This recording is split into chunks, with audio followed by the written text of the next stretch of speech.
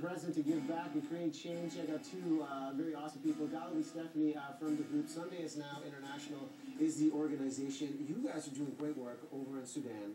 And for people that are unfamiliar with the organization, Galabi, I quickly want you to comment on this.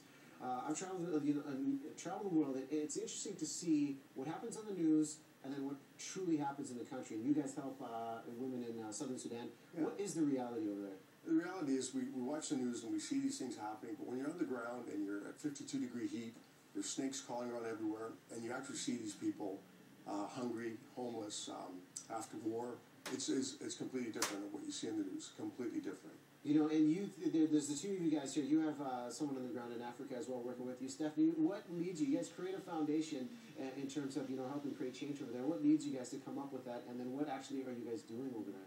Well, the three of us were all worked there in 2007 in various capacities. Galb and I were with the UN, and then our colleague that's in Kenya was working with another NGO. While we were there, we just saw some, I guess you could say, gaps that we thought that we should identify, and we could work in those areas.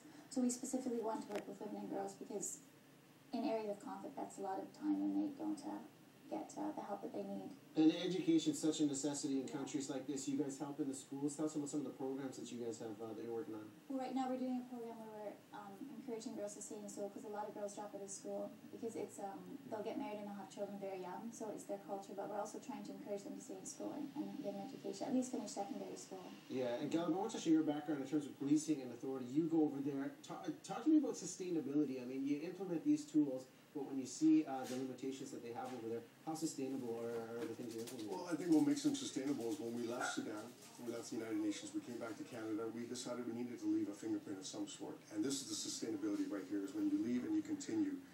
You can easily go there, do your job for 6 months, 9 months, and leave, and it's over. If you can come back home and continue with one or two little programs like this, you can keep these things going far into the future, and that's our hope right now. Yeah, you guys are giving back on the education front. Christmas came and went. It's nice to see, that these people are experiencing the gifts, the things that they wouldn't necessarily.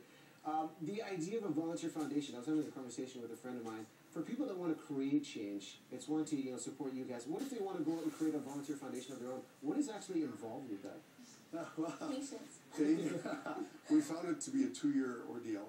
There's a lot of paperwork involved with the Government of Canada, especially if you're based out of here. Yeah. Involves incorporating yourself, dealing with Canada Revenue Agency as well.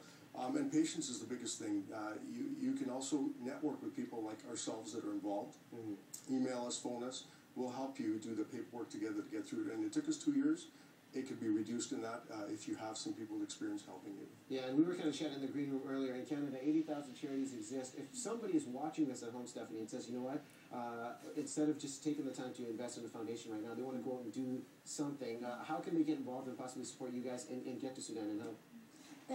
They can give us a call, go on the website and give us a call there. And we really need teachers. There's a real lack of teachers there. They have schools, but they don't have teachers. And the teachers that they do have in Sudan, sometimes they're not fully trained. And healthcare is a big issue as well. There's a real lack of doctors, lack of nurses, lack of trained healthcare professionals. Well, it's important to see the contributions you guys are making. SomedayIsNowInternational.org is the website. Now, quickly, comment on this. Anytime you go to a new country, you see different ways of life.